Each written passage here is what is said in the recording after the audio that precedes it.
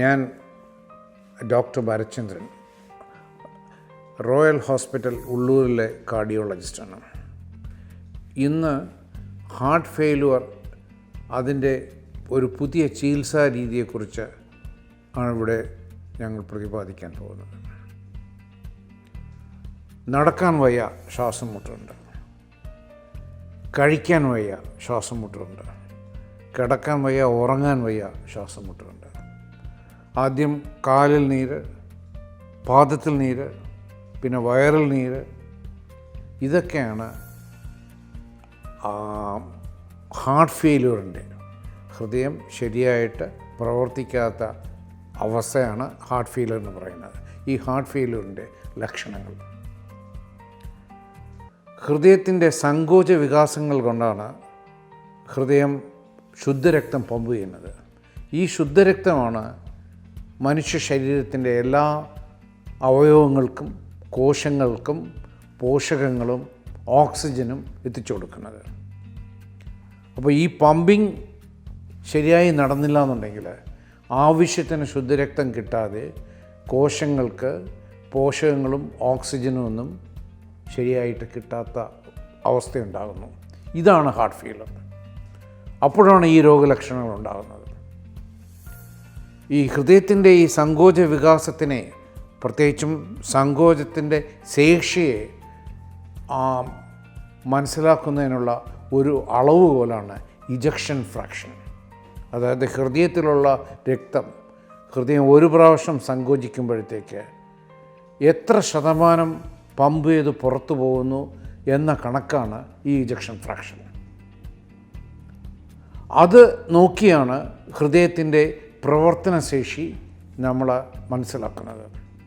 സാധാരണയായിട്ട് അത് 50% അതായത് ഒരിക്കൽ ഹൃദയം ഇടിക്കുമ്പോൾ ഹൃദയത്തിലുള്ള രക്തത്തിൻ്റെ 50% ആ പമ്പ് ചെയ്ത് പുറത്തോട്ട് പോകുന്നു.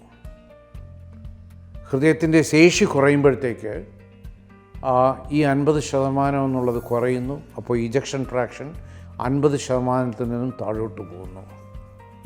ഹൃദയത്തിൻ്റെ എല്ലാ രോഗങ്ങളും, ഹൃദയത്തിനുണ്ടാകുന്ന എല്ലാ രോഗങ്ങളും അവസാനം ഹാർട്ട് ഫെയിലുവറിൽ അവസാനിക്കുകയാണ് പതിവ്. എന്നാൽ ഹൃദയാഘാതവും അതുണ്ടാക്കുന്ന കൊറോണറി ഹൃദ്രോഗവുമാണ് ഇതിലേറ്റവും പ്രധാനമായിട്ടുള്ളത്.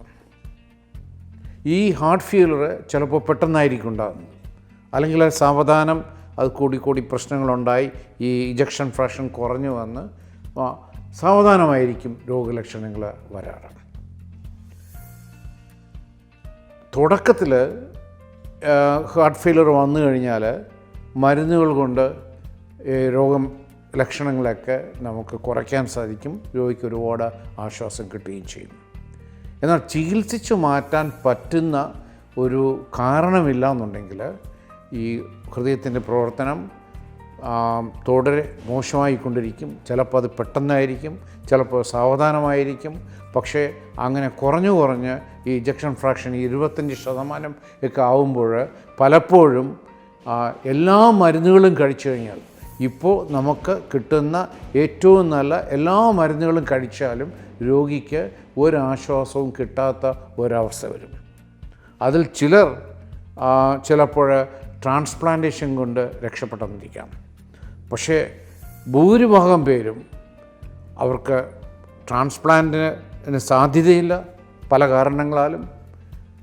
അതുപോലെ തന്നെ ഉള്ള മരുന്നുകൾ കൊണ്ട് ഒന്നും തന്നെ അവർക്കൊരാശ്വാസവും കിട്ടുന്നില്ല. നിത്യദുരിതം. ഞാൻ നേരത്തെ പറഞ്ഞ പോലെ ഉറങ്ങാൻ പറ്റുകയില്ല, ആഹാരം കഴിക്കാൻ പറ്റുകയില്ല, കുളിക്കാൻ പറ്റുകയില്ല. എന്ത് ചെയ്താലും അനങ്ങിയാൽ തന്നെ ശ്വാസം മുട്ടുണ്ടാകുന്നു.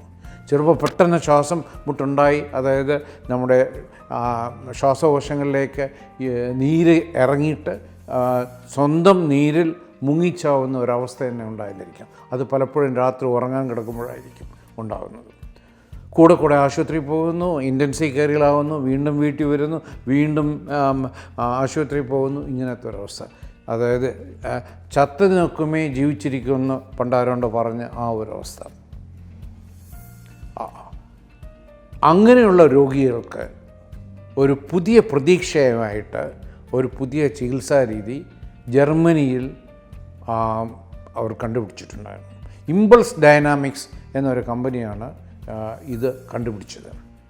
ഇപ്പോൾ യൂറോപ്പിൽ ആയിരക്കണക്കിന് ഇത്തരം ഹൃദ്രോഗികൾ ഈ ചികിത്സ കൊണ്ട്, ഇതിൻ്റെ പേര് CCM, കാർഡിയാക് കൺട്രാക്റ്റിലിറ്റി മോഡുലേഷൻ, അതായത് ഹൃദയത്തിൻ്റെ സങ്കോചത്തിനെ ഉത്തേജിപ്പിക്കുന്ന ചികിത്സ എന്ന അർത്ഥത്തിൽ കാർഡിയാക് കൺട്രാക്റ്റിലിറ്റി മോഡുലേഷൻ എന്നാണ് പറയുന്നത്.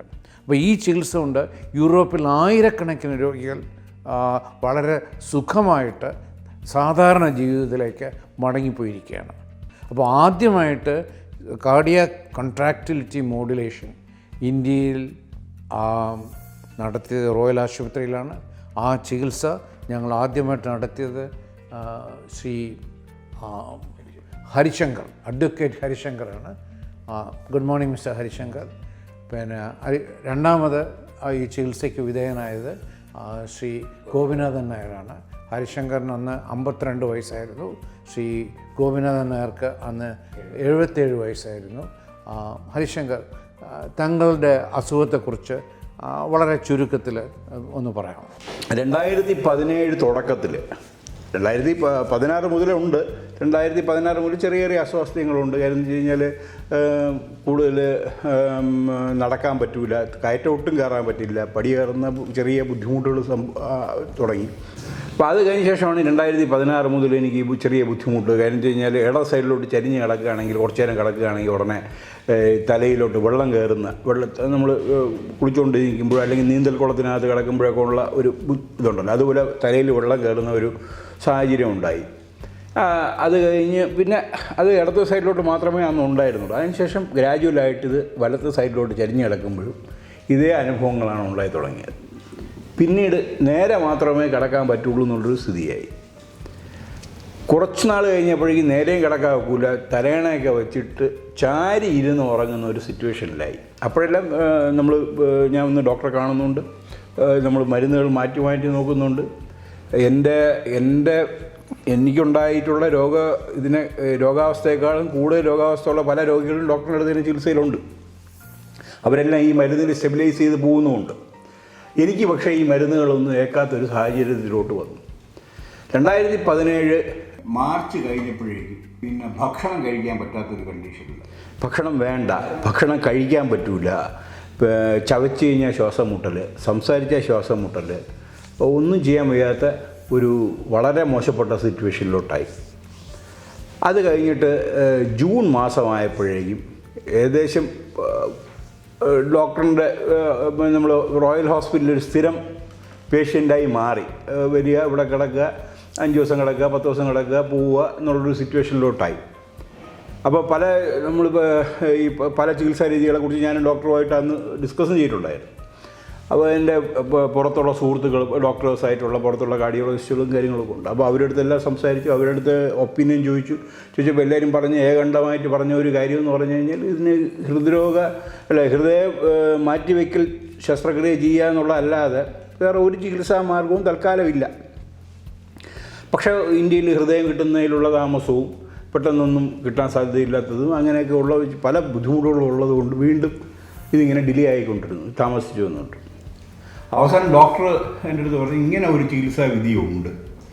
ഞങ്ങൾ നേരത്തെ ഒരു രോഗിക്ക് വേണ്ടി ഇതിനെക്കുറിച്ച് വളരെ വിശദമായിട്ട് പഠിക്കുകയും ഇങ്ങനെ ഒരു ചികിത്സാ രീതി ഇത് ഒറ്റ കൈക്ക് ചെയ്യാൻ കുറച്ച് കോസ്റ്റ്ലി ആയതുകൊണ്ട് ഒറ്റ കൈക്ക് ചെയ്യാൻ വേണ്ടി വെച്ചേക്കുന്ന ഒരു ചികിത്സാ രീതിയാണ്. പക്ഷേ ഇപ്പോൾ എൻ്റെ രോഗാവസ്ഥയ്ക്ക് അതേ ഉള്ളൂ ഇതിനൊരു പരിഹാര മാർഗം ഉടനടി ചെയ്യാൻ പറ്റുന്നത്. അങ്ങനെയാണ് നമ്മൾ ഈ ചികിത്സാ രീതിയിലോട്ട് തിരിയാൻ തീരുമാനിച്ചത്. പക്ഷെ അത് ചെയ്യുന്നതിന് മുമ്പെന്ന് പറഞ്ഞാൽ എനിക്ക് സത്യം പറഞ്ഞാൽ ജീവിതം നരകമായിരുന്നു. നരകം എന്ന് പറഞ്ഞാൽ ഒന്നും ചെയ്യാൻ പറ്റില്ല.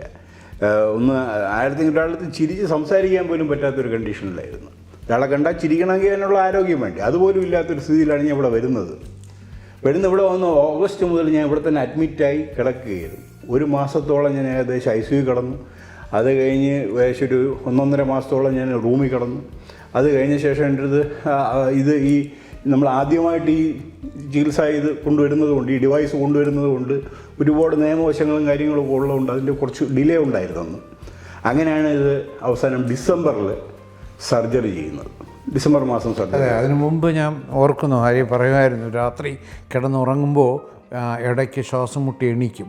അപ്പോൾ തോന്നും ഞാനൊരു സ്വിമ്മിംഗ് പൂളിലാണ് ഉറങ്ങിയ ആ ഒരു അനുഭവമാണ്.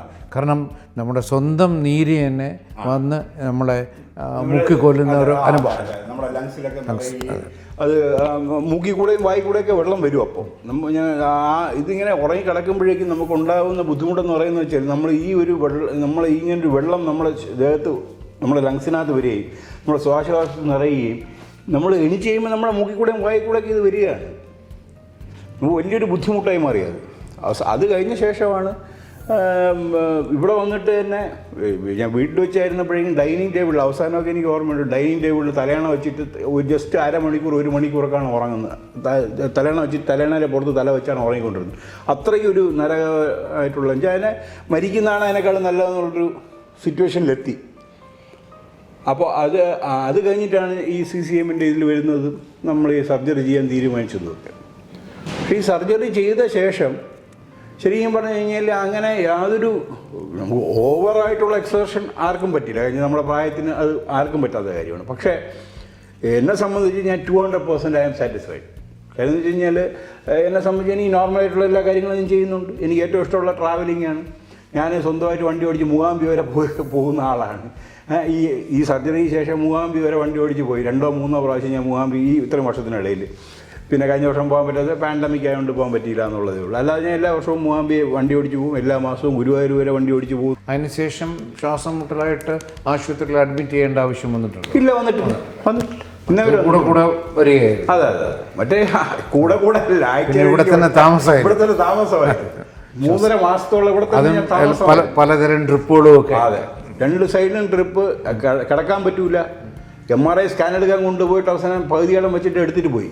കാര്യം കഴിഞ്ഞാൽ ഈ 3 കിടക്കാൻ പറ്റില്ല. MRI സ്കാനിന് പോയിട്ട് 3 കിടക്കാൻ വയ്യാത്തൊരു കണ്ടീഷനിൽ അവസാനം 15 മിനിറ്റ് 20 മിനിറ്റ് കഴിഞ്ഞപ്പോഴേക്കും MRI സ്കാൻ നിർത്തി. ചെയ്യാൻ പറ്റിയില്ല. അവസരത്തിൽ ഒരു ചെറിയ കറക്ഷൻ ഉണ്ട്. അദ്ദേഹത്തിന് ഇത് ചെയ്യുമ്പോൾ 50 വയസ്സേ ഉണ്ടായിരുന്നു. അന്ന് അദ്ദേഹത്തിൻ്റെ ഇജക്ഷൻ ഫ്രാക്ഷൻ വെറും 18%. ഇത് ചെയ്ത് 3 മാസത്തിന് ശേഷം ശരിക്കും പറഞ്ഞാൽ ഞങ്ങളത് ശ്രീചിത്ര മെഡിക്കൽ സെൻറ്റർ അയച്ചിട്ട് പിന്നെ ഒരു സെക്കൻഡ് ഒപ്പീനിയൻ പോലെ ഈ ഇജക്ഷൻ ഫ്രാക്ഷൻ, അതായത് ഒരു ഇൻഡിപെൻഡൻ്റ് ആയിട്ടുള്ള ഒരു അസസ്മെൻറ്റ്, സ്വതന്ത്രമായ ഒരു ഞങ്ങളുടെ മുൻവിധിയോടുകൂടി ഞങ്ങൾ നോക്കി കൂട്ടി കാണണ്ട എന്ന് വിചാരിച്ചിട്ട് ശ്രീചിത്രയിൽ തന്നെ ഇത് ചെയ്യുന്നതിന് മുമ്പും ചെയ്തതിന് ശേഷവും ചെയ്തു. ചെയ്യുന്നതിന് മുമ്പ് ഇജക്ഷൻ ഫ്രാക്ഷൻ 20-ന് താഴെ ആയിരുന്നു, 18 അതിനുശേഷം 3 മാസം കൊണ്ട് അത് 40-ന് മുകളിലായി. ഇപ്പം 48 ലാസ്റ്റ് നമ്മൾ നോക്കുമ്പോഴേക്കും 48. ഈ ചികിത്സ കൊണ്ട് ഹാർട്ട് ഫെയിലറിൻ്റെ ഏറ്റവും മോശമായ അവസ്ഥയിൽ എല്ലാ മരുന്നുകളും ഇപ്പോൾ ലോകത്തെവിടെയും ലഭ്യമായ എല്ലാ മുന്തിയ മരുന്നുകളും കഴിച്ചിട്ടും സാധാരണ ജീവിതം സാധ്യമാകാതിരുന്ന മിസ്റ്റർ ഹരിശങ്കർ ഇപ്പോൾ സാധാരണ ജീവിതത്തിലേക്ക് മറ്റേത് 50-കാരനെ പോലെയും വളരെ ആക്റ്റീവായിട്ട് നടക്കുന്ന ഒരു ജീവിതത്തിലേക്ക് തിരിച്ചു വന്നിരിക്കുകയാണ്. ഇതാണ് CCMൻ്റെ ശക്തി. നമുക്കിനി ശ്രീ ഗോപിനാഥൻ സാറിൻ്റെ അനുഭവങ്ങളെ അതിനെക്കുറിച്ച് നമുക്കറിയാം. 2019 ഒക്ടോബർ അല്ല, അതിനു മുമ്പ് മാർച്ച് മാസം 2019 മാർച്ചിൽ എനിക്ക് പെട്ടെന്ന് ഒരു 5 മണി സമയം ആദ്യമായിട്ടൊരു ശ്വാസം മുട്ടൽ. അല്ല, വൈകുന്നേരം ശ്വാസം മുട്ടൽ വന്നിട്ട് വീട്ടിൽ എനിക്ക് ഒന്നിനും വയ്യ. വീട്ടിലൊക്കെ വിളി തുടങ്ങി കുട്ടികളൊക്കെ. ആ കണ്ടീഷനായിരുന്നു. പെട്ടെന്ന് വണ്ടി സൗകര്യം ഉള്ളതുകൊണ്ട് അടുത്തൊരു ഹോസ്പിറ്റലിൽ കൊണ്ട് ചെന്നപ്പോൾ അവർ പറഞ്ഞു മെഡിക്കൽ കോളേജിൽ കൊണ്ടുപോകണം പെട്ടെന്ന് എന്ന് പറഞ്ഞിട്ട് ആ ഡോക്ടർ വേറെ അഡ്വൈസ് ചെയ്യുന്നു. തിരക്കില്ലാത്ത ഒരു വഴി കൂടി പെട്ടെന്ന് പോകണം. ആദ്യം ഓക്സിജൻ ഫെസിലിറ്റീസ് കിട്ടുന്ന എവിടെയാണോ അവിടെ കയറിയിട്ട് നിങ്ങൾ മെഡിക്കൽ കോളേജിൽ പോകാമെന്ന് പറഞ്ഞു.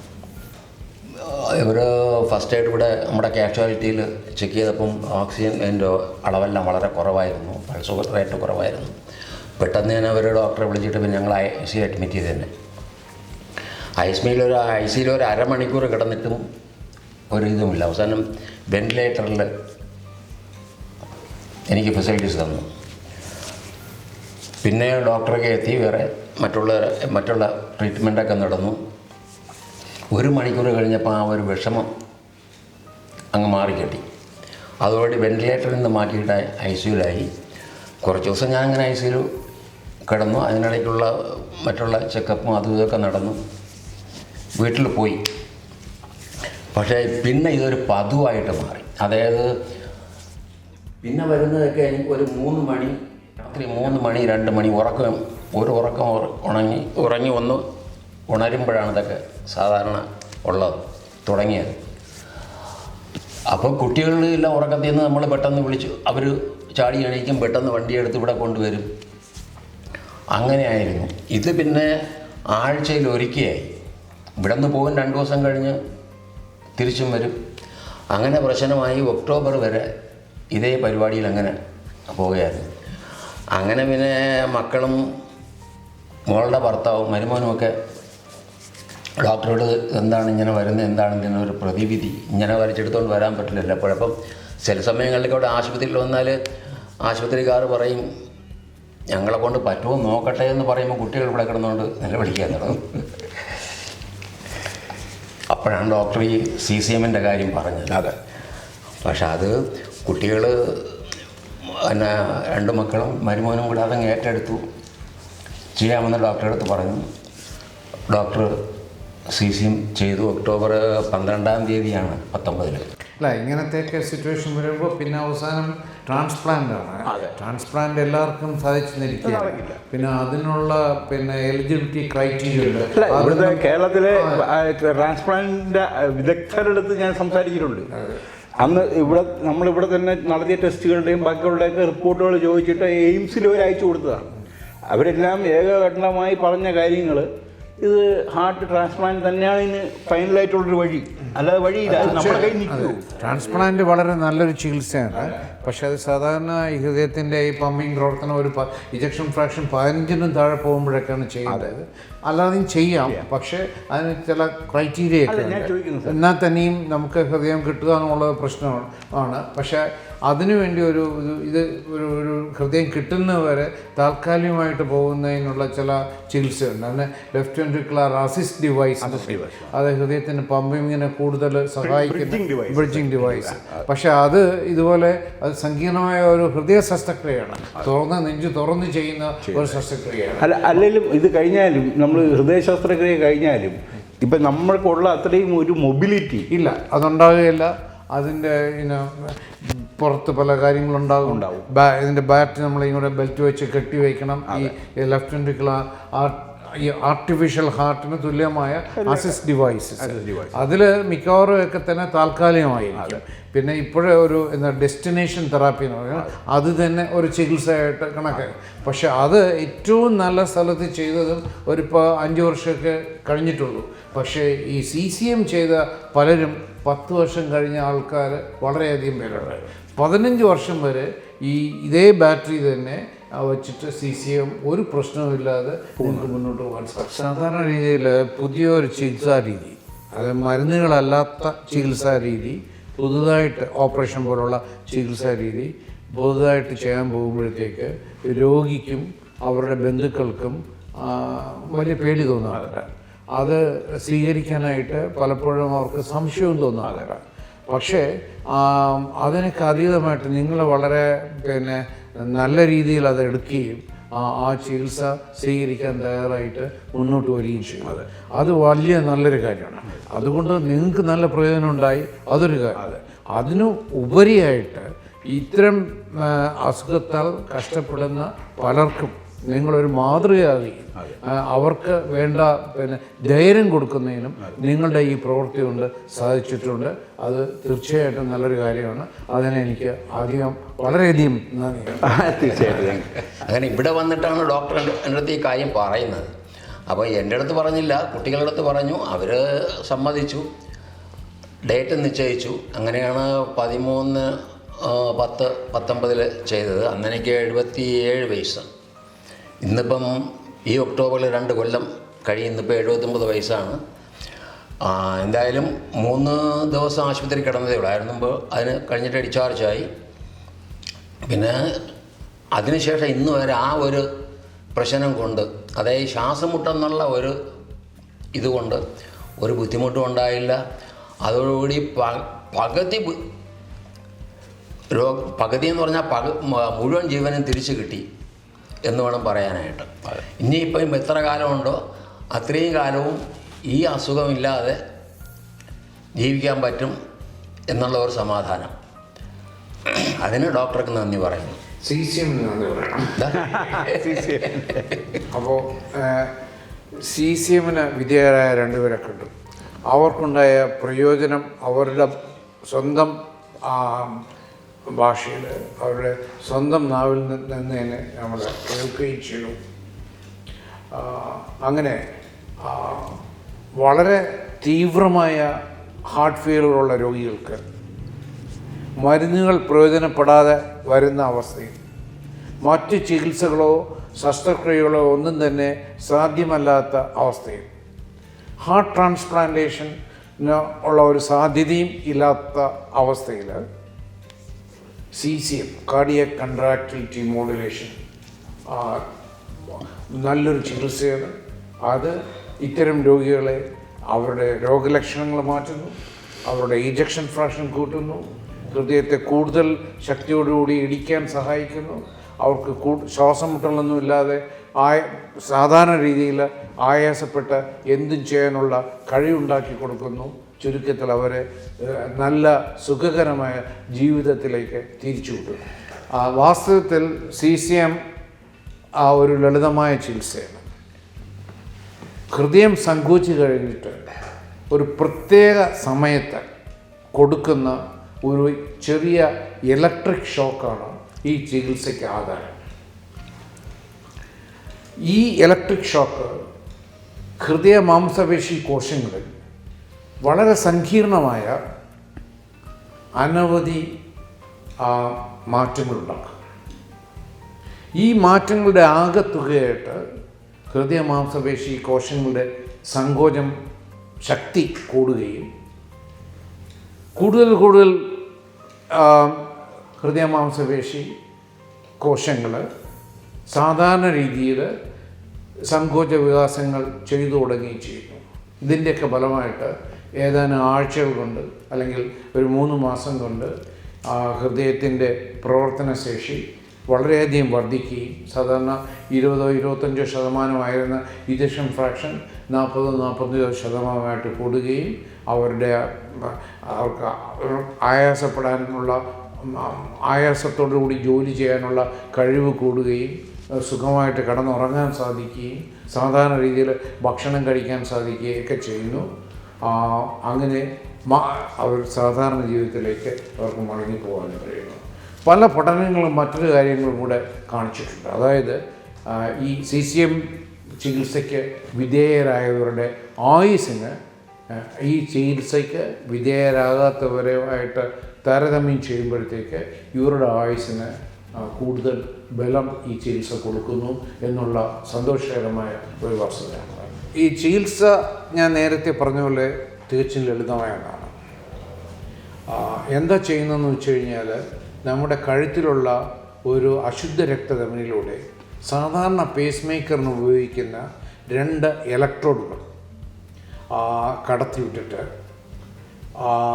ഹൃദയത്തിലേക്ക് കടത്തി ആദ്യം വലത്തെ ഓറിക്കിളിലേക്കും അവിടെ നിന്ന് വലത്തെ വെൻട്രിക്കിളിലേക്കും കടത്തിയിട്ട് 2 വെൻട്രിക്കിളിനും ഇടയ്ക്കുള്ള ഭിത്തിയിൽ ഇൻട്രോവെൻട്രിക്കുലർ സെപ്റ്റം എന്ന് പറയും, അതിൻ്റെ വലതുവശത്ത്, അതായത് വലത്തെ വെൻട്രിക്കിളിനകത്ത് ഈ 2 ഇലക്ട്രോഡുകളും ഒരു 2 സെൻറ്റിമീറ്റർ വ്യത്യാസത്തിൽ ഘടിപ്പിക്കുന്നു.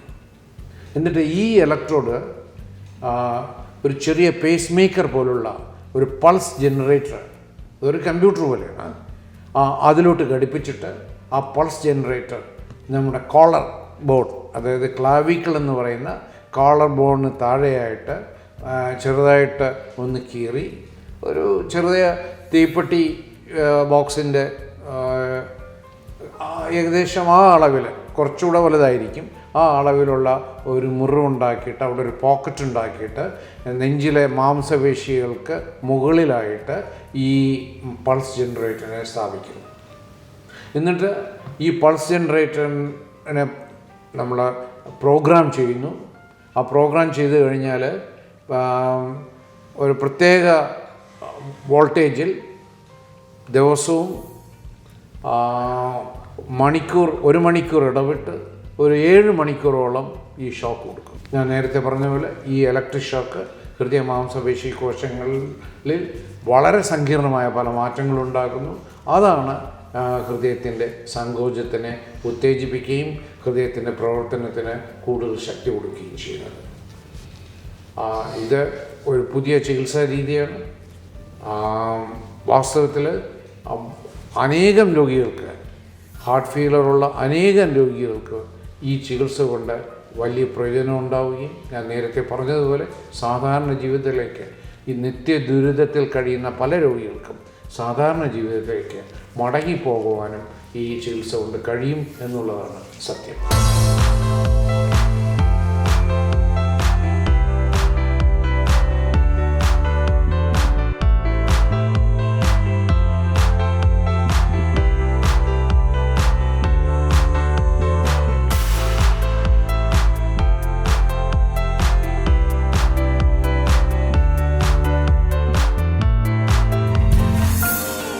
ശ്രീ ഉത്രം തിരുനാൾ റോയൽ ഹോസ്പിറ്റൽ, ഉള്ളൂർ, തിരുവനന്തപുരം.